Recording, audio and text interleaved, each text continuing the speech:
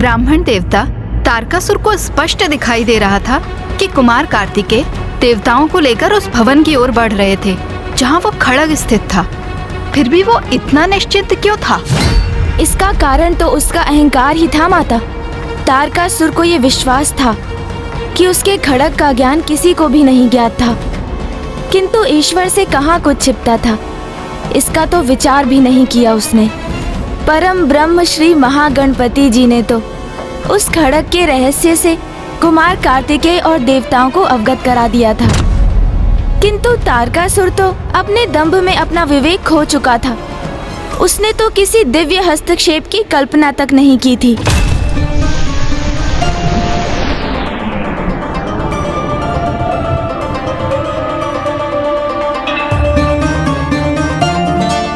तारकासुर का वो विश्वास कि वो भ्रमित कर देगा अपनी माया से हमें, भूल थी उसकी। कुमार कार्तिकेय अपने भेद दी उसकी माया। वायुदेव, हमने कुछ बाधाएं अवश्य पार की हैं, किंतु संकट अभी टला नहीं है। हमें तब तक सजग रहना होगा जब तक हम अपने लक्ष्य तक नहीं पहुंच जाते और उसे प्राप्त नहीं कर लेते। हमारा लक्ष्य अर्थात वो खड़ा।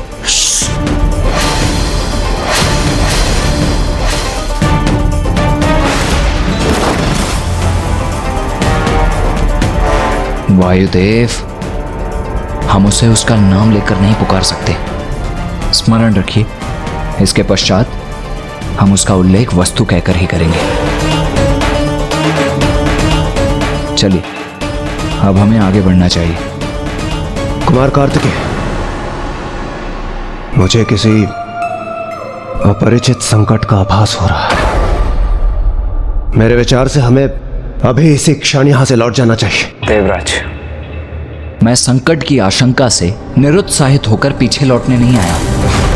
मुझ पर विश्वास रखिए और आगे बढ़िए।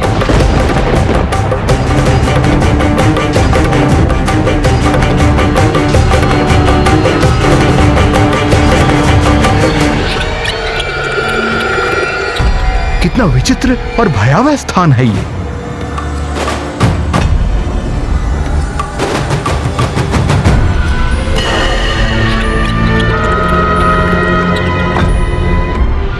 मुझे पीछे नहीं छूटना चाहिए।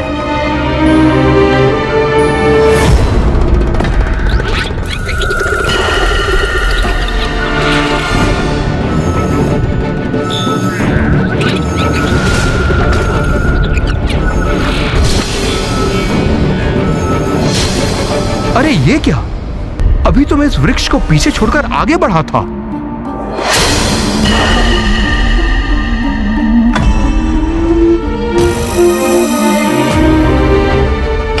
सर, तुम्हारे विचार से क्या कुबेर को कुछ व्यायाम की आवश्यकता नहीं?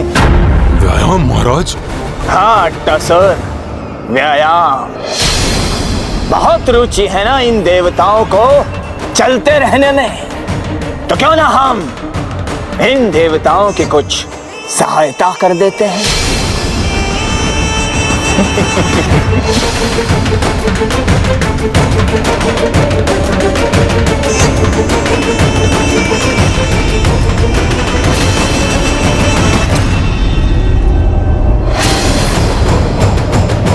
अरे ये क्या हो रहा है? मेरे नीचे भूमि स्वतः गतिमान कैसे हो रही है? देवराजेंद्र, वायुदेव, कार्तिकेय,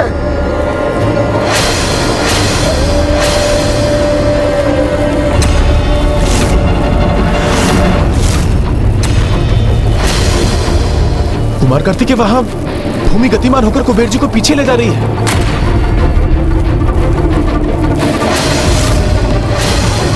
इतनी तीव्र गति से कैसे चल सकूंगा मैं? बचाइए मुझे, कुछ कीजिए। कुबेर जी आप वहीं स्थिर रहिए, मैं अभी वहां आकर आपको खींच लूंगा। हाँ।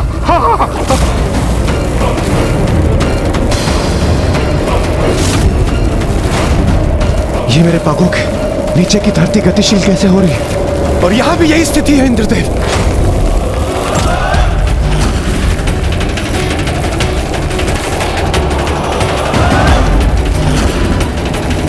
देवताओं और मेरे नीचे की भूमि कुबेर जी के विपरीत भाग रही है।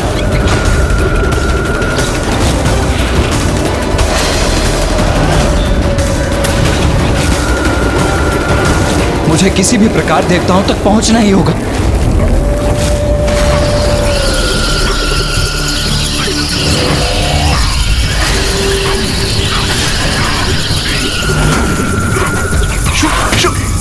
यहाँ मत आओ, जाओ यहाँ से। इस धरती के गतिशील होने के कारण स्वयं को स्थिर नहीं कर पा रहा हूँ। एक तो हमारा संतुलन पहले से नहीं, ऊपर से ये दुष्ट चमगादड़ कहाँ से आ गए?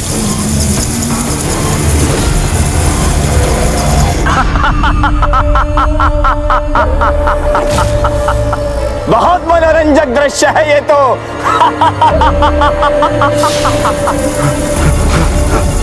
हटो। कुमार कार्तिकेय जी, कुछ कीजिए।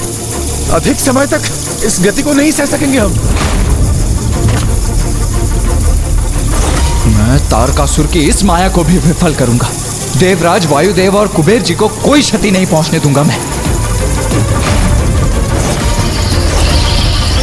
बस तारकासुर, तुम्हारे इस मायावी प्रपंच को और नहीं सहूंगा मैं।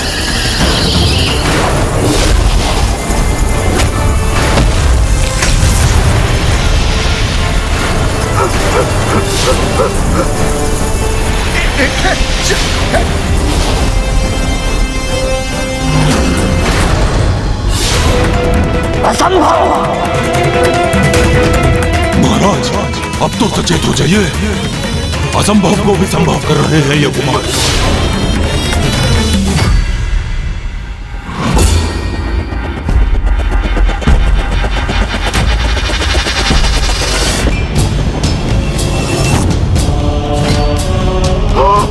संभालिए कुबेर देव जी।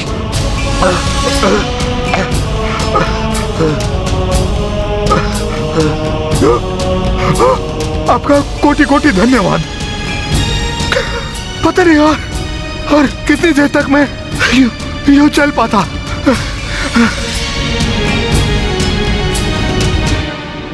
श्री महागणपति जी ने हमें यहाँ की भूमि के प्रति भी सचेत किया था कि वो हमारे मार्ग में बाधा अवश्य बनेगी।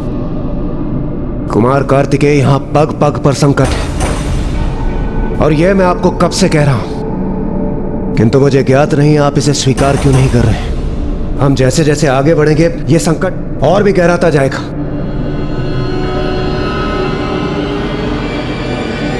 कुमार कार्तिकेय, मेरा विश्वास कीजिए, मैं देवराज हूं। किसी भी आगामी संकट का मुझे पूर्वाभास हो जाता है। ये क्या कह रहे हैं आप देवराज इंद्र?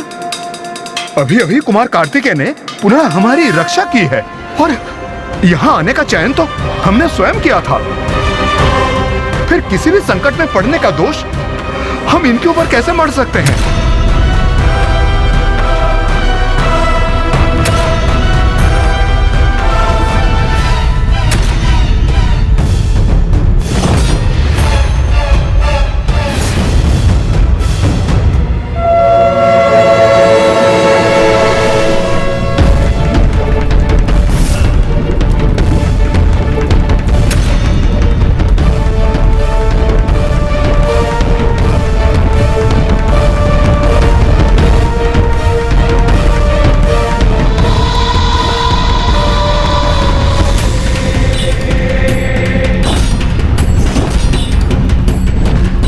पहुंच गए, हम भवन तक पहुंच गए।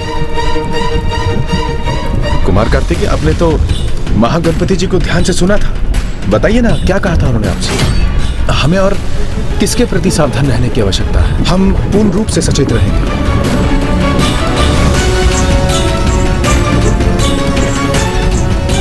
यहाँ आने वाले प्रत्येक संकट का संकेत तो नहीं दिया था उन्होंने, इसीलिए यहाँ जो भी होगा उसका समाधान हमें स्वयं अपने विवेक से करना होगा।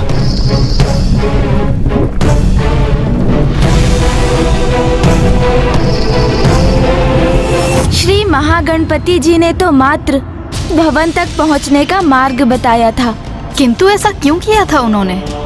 जितनी श्रद्धा भाव से कुमार कार्तिकेय, देवराज इंद्र और वायुदेव श्रवण करने के लिए प्रस्तुत हुए थे, उतना ही श्री महागणपति जी ने उन्हें बताया था।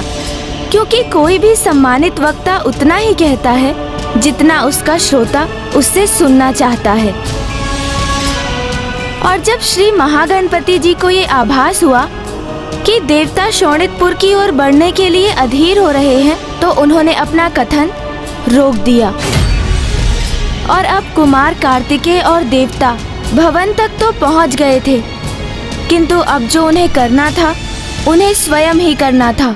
और अब आगे उनकी भेंट किस संकट से होगी, इसका तो उन्हें कोई ज्ञान भी नहीं था। यहाँ जो भी होगा उसका समाधान हमें विवेक से करना होगा। आप सभी यहीं ठहरिए, मैं आगे बढ़कर देखता हूं। वायुदेव,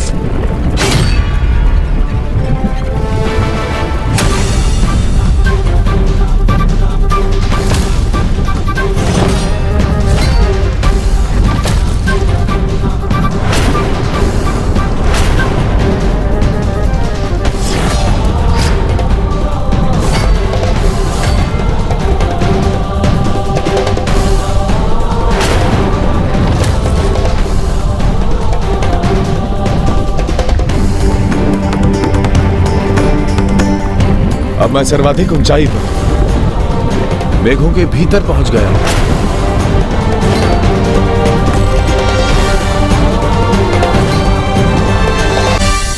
कुमार कार्तिकेय, देवराज, कुबेर जी, मैं ऊपर पहुंच गया हूं।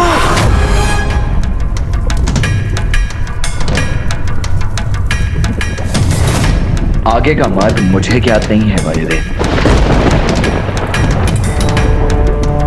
वायुदेव तो सीढ़ियां चढ़कर ऊपर की ओर गए थे, फिर उनका स्वर नीचे की ओर से क्यों आ रहा है? ये कैसे संभव?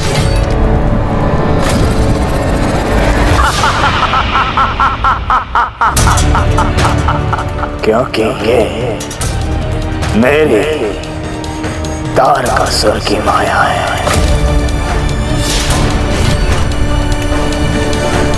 आप सभी ने सुना नहीं? मैं ऊपर पहुंच गया हूं, आप भी आ जाइए।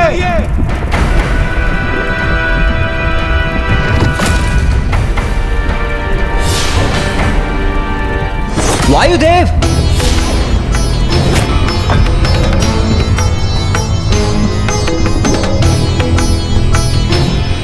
ये कैसे संभव है? मैं तो सीढ़ियां चढ़कर ऊपर गया था, ये नीचे कैसे पहुंच गया मैं? वायुदेव, क्या आपको वहां से नीचे जाती सीढ़ियां दिखाई दे रही हैं? हाँ कुमार कार्तिकेय, ऐसी सीढ़ियां हैं यहाँ। मैं इन्हीं सीढ़ियों का उपयोग नीचे जाने के लिए कर सकता हूं।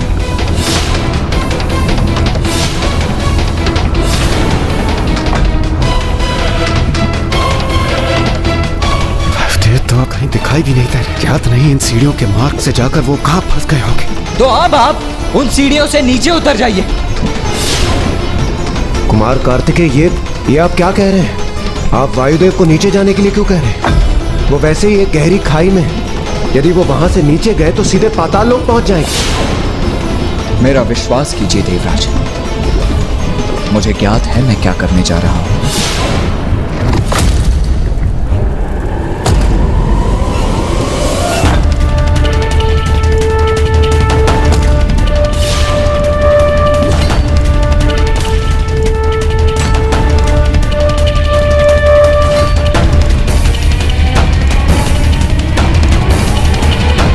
ये तो आपने स्पष्ट कर दिया कुमार कार्तिकेय कि आपने देव सेनापति पद अत्यंत शीघ्र ही ग्रहण कर लिया। कदाचित आपको अनुभव जो नहीं है। देवराज इंद्र हूं मैं, और मैं आपसे अनेकों गुना अधिक अनुभव भी रखता हूं। और मैं ये कहने पर विवश हूं कि आप ऐसे संकट काल में उचित निर्णय ले नहीं पा रहे।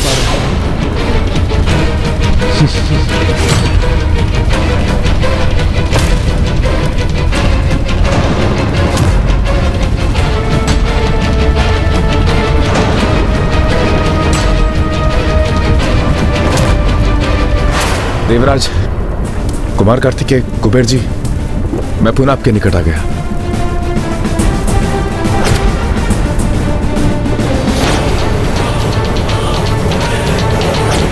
मेरे इस चाल को भी व्यर्थ कर दिया इस कुमार ने।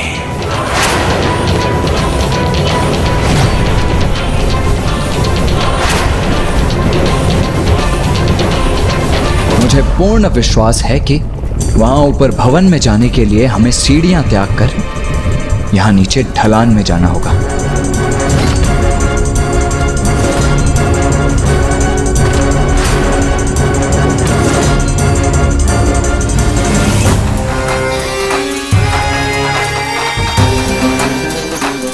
और सबसे पहले मैं जाता हूं और आप सभी मेरे पीछे आइए।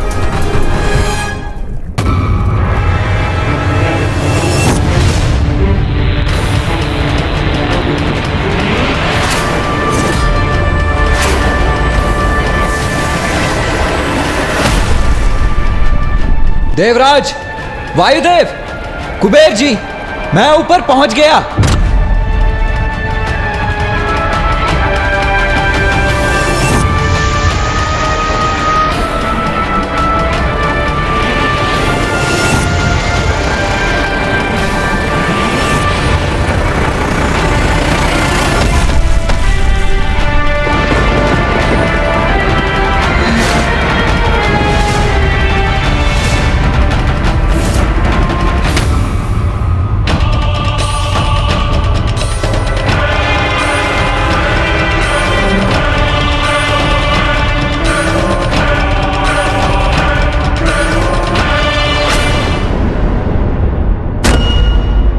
जो कक्ष इस भवन की चोटी पर स्थित है, जिससे मध्यम प्रकाश प्रवाहित हो रहा है,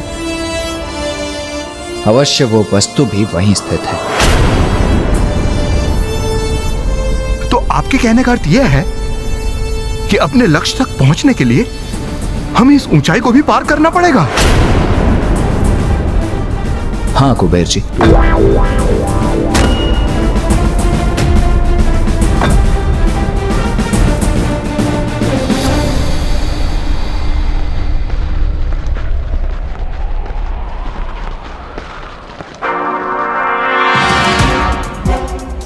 इन कुटिल देवताओं की योजना कुछ समझ नहीं आ रही मुझे। क्या वास्तव में ये कुछ ऐसा करने वाले हैं जो मुझे ज्ञात नहीं, या फिर सत्य में ही ये भ्रमित होकर भटक गए? महाराज, अच्छा हुआ ये देवता किसी और भवन में प्रवेश कर गए। अब तो उनके और हमारे बीच में और भी दूरी स्थापित हो गई। मात्र प्रवेश करने से क्या होता है अट्टासुर? क्या ये भूल गए हो तुम? भले ही जहाँ ये देवता है वहाँ मैं नहीं हूँ, किंतु इन देवताओं के स्वागत के लिए उत्तम व्यवस्था है वहाँ। ऐसा जाल बिछाया है मैंने कि यदि वो कुमार कार्तिकेय और उन देवताओं ने आगे बढ़ने का दुस्साहस किया तो वो अत्यंत जघन्य पाप के भागीदार बनेंगे।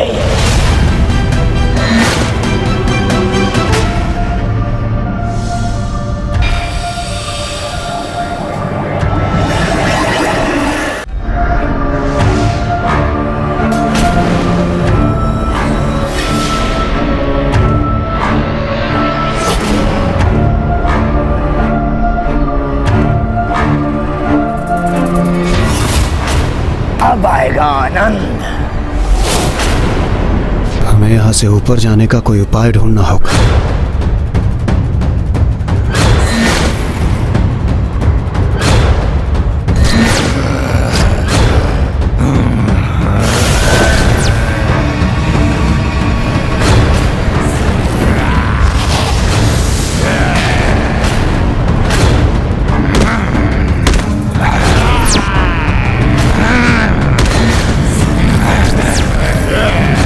देवगण, सभी एक साथ ही रहिए।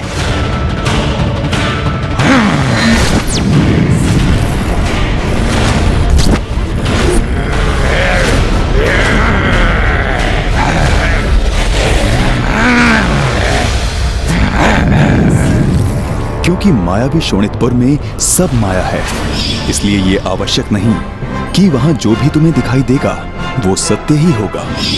रुकिए देवगण, इन पर आक्रमण मत कीजिए। ये आप क्या कह रहे हैं कुमार कार्तिकेय? देवराज, आप बार बार एक ही भूल क्यों कर रहे हैं? आपको स्पष्ट किया तो था मैंने कि यहाँ जो कुछ दिखाई देता है सत्य उसके विपरीत होता है। इन पर कोई प्रहार नहीं करेगा। ये मेरा आदेश है।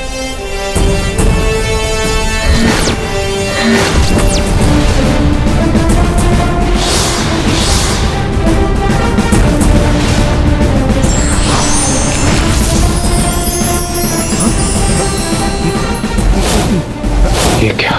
ये भयानक असुर तो ऋषियों में परिवर्तित हो गए। कहा था ना मैंने कि यहाँ जो जैसा दिखाई देता है वास्तव में वैसा होता नहीं है। आपने मुझे मुक्त कर मुझे कृतार्थ कर दिया। तारकासुर ने मुझे और मुझ जैसे अन्य अनेक ऋषियों को यहाँ बंदी बनाकर रखा है, और उसके माया जाल के कारण ही हम सभी भयानक राक्षसों के रूप में दिखाई दे रहे थे। किंतु आप लोग यहाँ क्या कर रहे हैं? हम ऋषिवर, हम सभी यहाँ उस खड़क को ढूंढने आए जिसमें तारकासुर के प्राण सुरक्षित है, जिसमें तारकासुर के प्राण सुरक्षित है, जिसमें तारकासुर के प्राण सुरक्षित है। क्या वे मेरा गुप्त भेद उस खड़ग के बारे में जानते हैं? किसी भी योद्धा के लिए धैर्य और साहस से बढ़कर कुछ भी नहीं। विपरीत परिस्थिति में यही काम आता है।